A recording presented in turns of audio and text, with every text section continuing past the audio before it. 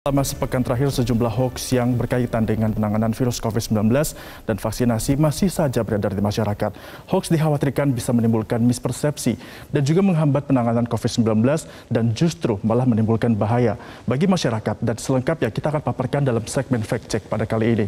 Yang pertama, hoaks beredar di masyarakat ini terkait dengan cara untuk dapat menangani kasus COVID-19 dan juga mengobatinya. Ada hoaks yang beredar yang mengatakan bahwa labu kuning kukus dikatakan bisa menyembuhkan COVID-19. Dalam hoaks yang tersebar melalui WhatsApp grup ini menyertakan narasi yang mengatakan bahwa kalau ada seseorang yang mengaku sembuh dari COVID-19, ini dengan hanya mengkonsumsi labu kuning kukus selama 3 sampai dengan 4 hari. Ini merupakan data ataupun berita yang tidak bisa dipertanggungjawabkan dan juga dapat dikatakan hoaks, pemirsa. Seperti apa faktanya kita akan melihat bahwa sudah disanggah langsung oleh guru besar dari farmasi Universitas Gadjah Mada, Profesor Dr. Zulis Ikawati, yang mengatakan bahwa labu kuning memang benar mengandung antioksidan dan juga vitamin yang bermanfaat untuk kesehatan. Namun, manfaat tersebut tidak dikhususkan untuk mengobati penderita COVID-19. Dan juga dikatakan oleh Dr. Zulis bahwa belum ada penelitian sampai dengan saat ini yang membuktikan bahwa ada manfaat khusus yang dikeluarkan ataupun yang manfaat dari labu kuning untuk dapat mengobati COVID-19. Ini merupakan berita yang bohong dan juga jangan diteruskan jika sampai ke Anda. Kemudian juga ada hoax lainnya yang berkaitan juga dengan pengobatan COVID-19. Kali ini hoaxnya selanjutnya kita akan lihat masih beredar dari sosial media Facebook dan juga TikTok yang sempat viral di media sosial. Adalah sebuah unggahan video dengan durasi 60 sampai dengan 30 detik yang memperlihatkan cara untuk dapat mengobati COVID-19 dengan cara menyumbat hidung dengan bawang putih yang sudah dikupas. Ini merupakan cara yang salah, pemirsa, dan juga justru dikhawatirkan bisa berbahaya. Dan dalam hoax ini juga dikatakan, diklaim bahwa nantinya cairan paru-paru bisa keluar dengan disumbatnya hidung dengan bawang putih. Apakah benar demikian? Kita akan mengecek faktanya. Sudah disanggah juga oleh tim koordinasi relawan Satgas COVID-19 yakni Muhammad Fajri Adai dengan tegas mengatakan bahwa tidak betul bahwa bawang putih bisa membersihkan atau mengeluarkan lendir dari paru-paru akibat COVID-19. Tidak ada bukti ilmiah terkait pernyataan dalam pesan berantai tersebut, sehingga ini sudah dikonfirmasi bahwa tidak ada bukti ilmiah dan juga dapat dikatakan hoax. Justru dengan adanya cara untuk menyumbat bawang putih di hidung, ini akan berbahaya bagi kesehatan. Kita akan simak apa saja bahaya yang ditimbulkan kalau menyumbat hidung dengan bawang putih. Yang pertama adalah mengakibatkan potensi menyumbat saluran pernafasan jika disumbatkan ke dalam hidung. Ini tentunya berbahaya bagi kesehatan.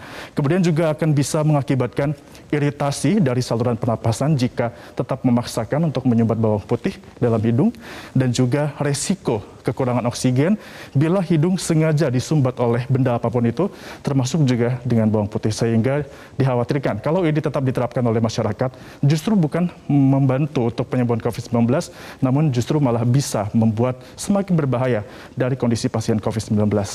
Selanjutnya, kita juga akan menyaksikan hoax yang beredar bukan hanya saja terkait dengan penanganan COVID-19, namun juga terkait dengan vaksinasi dan juga proses vaksin yang ada di Indonesia.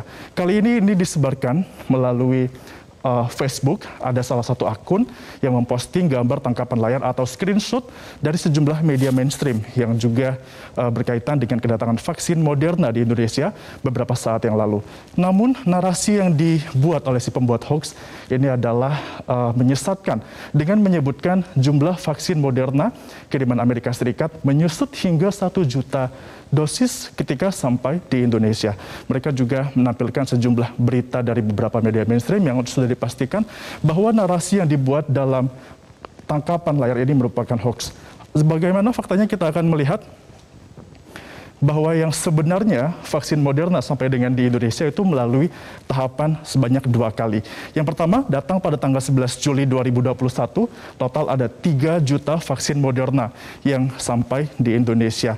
Kemudian beberapa hari setelahnya, yakni pada tanggal 15 Juli 2021, total vaksin Moderna yang datang di tanggal tersebut adalah sebanyak 1,5 juta dosis vaksin, sehingga artinya akan ada sebanyak 4,5 juta dosis vaksin Moderna yang sudah tiba di Indonesia melalui COVAX ataupun disumbangkan oleh Amerika Serikat. Dan nantinya vaksin Moderna ini akan digunakan untuk dosis ketiga bagi tenaga kesehatan.